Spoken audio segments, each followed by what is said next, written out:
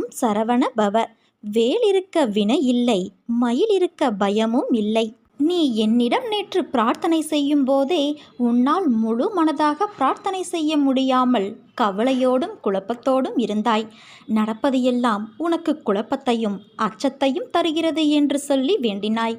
உன் குழப்பங்கள் பிரச்சனைகளை இன்று நான் தீர்த்து வைக்கிறேன் பிள்ளையே. நேர்மறை எண்ணத்தோடு உன் வாழ்வில் நீ விரும்பிய மாற்றத்தை பற்றி நீ மகிழ்ச்சியாக சிந்தனை செய். இன்று சில மாற்றங்கள் நீ நடப்பதை காண்பாய்.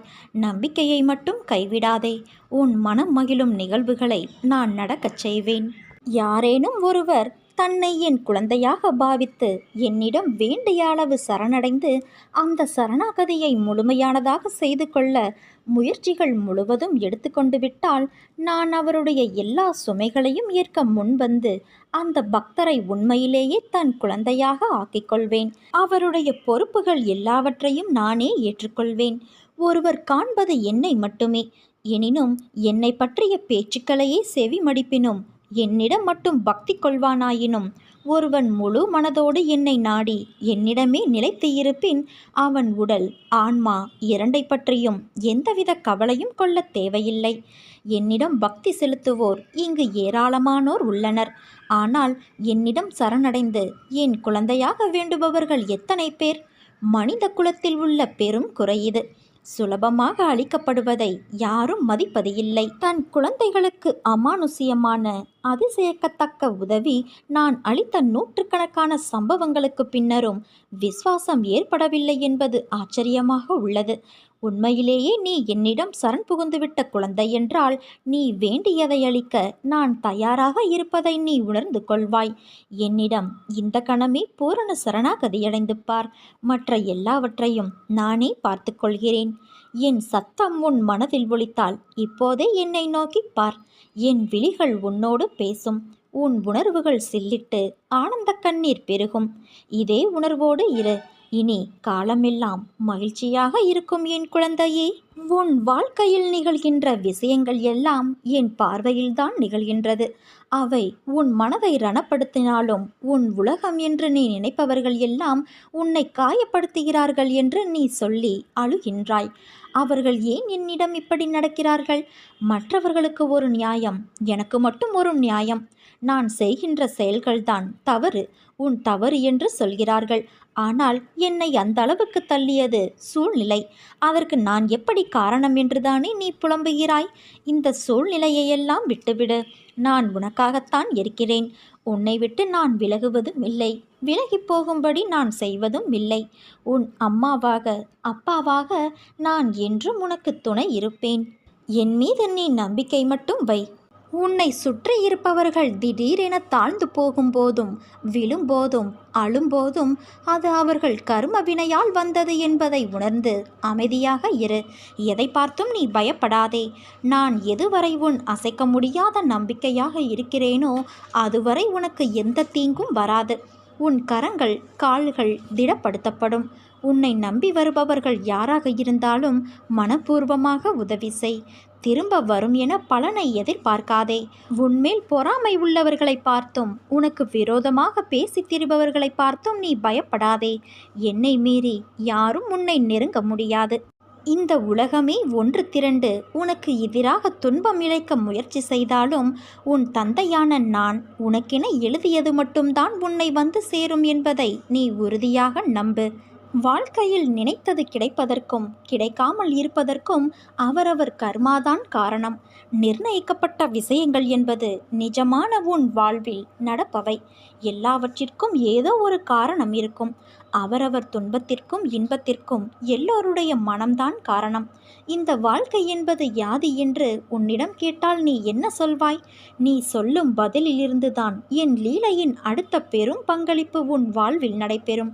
அப்பா, வாழ்க்கை என்றால் ஒரு பிறப்பின் நோக்கம் அறிந்து வாழ்வதற்கும் ஆன்மா என்ற உருவமற்ற உணர்வுகளுக்கு மதிப்பளித்து அதை நடைமுறையில் செலுத்தி அதற்கான முக்கியத்துவம் கொடுத்து அதை நிறைவு செய்வதில்தான் வாழ்க்கை என்ற சொல்லுக்கும் அர்த்தமும் அதன் பயனும். இந்த பதில் உன்னிடத்தில் வருகிறதா என்பதை முதலில் கேட்டுப்பார். இந்த வாழ்க்கை என்பது அன்பு, பாசம், விசுவாசம், நம்பிக்கை, பக்தி என்ற உணர்வுகளால் நிறைந்தவை. ஒருவருக்கு இதை நம்மால் வழங்க முடியவில்லை என்றால் உன் பிறப்பின் முக்கியத்துவம் அறிந்தும் கோபம், வெறுப்பு, பகைமை என்ற வேண்டாத உணர்வுகளால் உன் ஆன்மாவைப் போல உள்ள மற்றொரு ஆன்மாவிற்கு தெரிந்தும் இந்த வலியை கொடுக்கிறாயே. அதனால் உன்னுள் இருக்கும் நல்லது அடியில் போய் தேங்கிக் கொள்கிறது. நான் மட்டுமா இதை செய்கிறேன்? மற்றவரும் என்னிடத்தில் எதிர்மறை உணர்வுகளை காண்பிக்கிறார்கள். மற்றவரும் என்றால் யார் அவர்கள் உனக்கு? உன் ஆன்மா இல்லை அவர்கள். முதலில் உன் ஆன்மாவிற்கான பங்களிப்பை கொடுத்து அதை மதிக்க கற்றுக்கொள். பிறகு மற்ற ஆன்மா என்ன செய்கிறார்கள் என்ற யோசனையை செய். மாற்றம் என்பது ஒருவரிடத்தில் ஆரம்பிக்கும் ஒரு புத்துணர்வான எழுச்சி. அதை உன்னிடத்தில் கொண்டு வரவே என்னுடைய இத்தனை போராட்டங்களும் உனக்காக நடக்கிறது. மாறுதலுக்கான நடைமுறைகள் தொடங்கிவிட்டது குழந்தையே. நீயும் மனதளவில் உன்னை தயார் செய்து கொள். புதிய வாழ்க்கைக்கு என் அன்பளிப்பும் பாசமும் அருளும் அன்பும் என் உயிரும் மூச்சும் என் பிள்ளையான உனக்கே தருகிறேன். என் முழு மனதில் இடம் பிடித்த என் பிள்ளையான உனக்கு என் ஆசிகள் எப்போதும் உண்டு. நீ எதையும் இனி தேடி செல்ல வேண்டியது இல்லை. உன்னை தேடி அனைத்தும் தானாக வந்து சேரும். நீயே ஆச்சரியப்படப் போகிறாய். நல்ல மாற்றங்கள் நடைபெறப் போகிறது என் குழந்தையே. ஒரு நாள் போவது ஒரு யுகமாக தெரிகிறது என்று புலம்புகிறாயே. நான் இதுவரை எத்தனை யுகங்களை பார்த்திருக்கின்றேன். எத்தனை பேர் வந்தார்கள் போனார்கள். அவர்களில் பெரும்பாலானோர் இப்படித்தான் உன்னை போல புலம்பி தவித்தார்கள். சிலர் மடிந்து போனார்கள், சிலர் எதிர்த்து போராடினார்கள். எல்லாம் முடிந்து அவர்கள் வேறு ஜென்மம் எடுத்து கழித்தார்கள். இனி வருபவர்களுக்கும் இதுதான் நிலை. தோல்விகளையும் கஷ்டங்களையும் கண்டு ஓடி ஒளியாதே. தைரியமாக எதிர்த்து போராடு. இந்த ஜென்ம கடமைகள் அத்தனையையும் இந்த ஜென்மத்திலேயே முடித்துவிடு. அதற்காக எதிர்வரும் கஷ்டங்களை ஏற்று போராட மனதை பக்குவப்படுத்து. முடியாத போதெல்லாம் என் பெயரை உன் மனதிற்குள் நான் பதியம் செய்து வைப்பேன். என்னை கும்பிடுவதற்கு வழியை தேடி அலையாதே.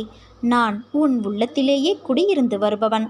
எனக்கு சடங்கு சம்பிரதாயங்களோடு தான் பூஜை செய்ய வேண்டும் என நினைக்காதே. எப்போதும் என்னை நினைத்து கொண்டு இரு. அது போதும். அப்போது என் பலம் உனக்குள் ஊடுருவி உன் கஷ்டங்களை தவிடு பொடியாகிவிடும். உனக்கு எதிராக செயல்படுபவர்களையும் துன்பம் விளைவிக்க நினைப்பவர்களையும் நிர்மூலமாக்கிவிடும். உன் விருப்பங்கள் நிறைவேற பிரார்த்தனை செய். வெறும் பிரார்த்தனையினால் உன் பிரச்சனைகளை நான் முடித்து வைப்பேன் என் குழந்தையே. பல குழந்தைகளை பெற்றிருந்தாலும் ஒரு தந்தை தன் குழந்தையின் தவறான நடத்தையை எவ்வாறு சரி செய்வது என்று கவலைப்படுவார். அவர் தன் குழந்தையின் மோசமான நடத்தையை சரி செய்ய போராடுகிறார். கடவுள் நம் தந்தையாக இருப்பதால் அவரது தவறான குழந்தைகளை பற்றி அதிக அக்கறை காட்டுகிறார். நேர்மையாக வாழும் பக்தர்களை கடவுள் பொருட்படுத்த மாட்டார். அவருடைய வார்த்தைக்கு கட்டுப்படுவார். தம்மிடமிருந்து விலகியவர்களையும் கெட்ட நடத்தையால் கெடுக்கப்பட்டவர்களையும் அவர் எப்போதும் நினைப்பார். அவர்களை அவர் கைவிட மாட்டார். அவர்கள் நடந்து செல்லும் பாதை எவ்வளவு அற்பமானது, மோசமானது என்பதை அவர் உணரும்படி கட்டாயப்படுத்துகிறார். ஒரு நொடியில் அவர்கள் கண்களை திறப்பார். கடவுள் ஒரு மனிதனை வீழ்ச்சியின் சேற்றிலிருந்து வெளியே இழுத்து அவரை நேர்மையான வழியில் நடத்துவார். கொள்ளைக்காரன் வால்மீகியும் வக்ரமான அஜாமிலனும் கடவுள் சன்னதிக்கு வரவில்லையா? அதனால் இத்தனை நாள் கடவுளை தியானிக்க முடியவில்லையே என்று நாம் உட்கார்ந்து கவலைப்படக்கூடாது. நீ அன்போடு அப்பா என்று என்னை அழைத்தால் நான் ஆம் என்று உனக்கு பதில் தருவேன். ஏதாவது ஒரு வடிவில் நிச்சயம் உன்னை நான் காப்பாற்றுவேன். என் நாமம் உச்சரிப்பதற்கும் கேட்பதற்கும் மிகவும் இனிமையானது.